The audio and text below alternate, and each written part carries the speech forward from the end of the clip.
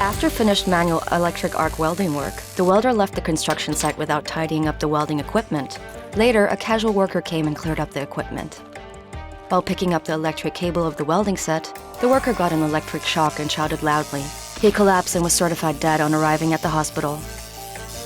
What went wrong? The cable insulation shaft was damaged, leaving the inner live metal part exposed.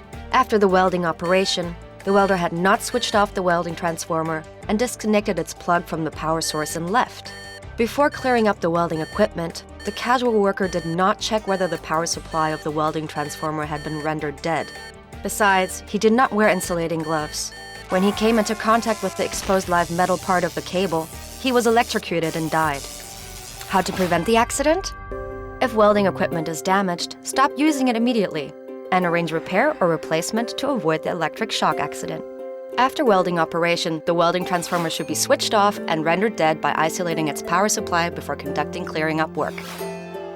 When clearing up welding equipment, workers should wear suitable personal protective equipment, such as insulating gloves, to enhance electrical work safety. Take adequate safety precautions and work safely.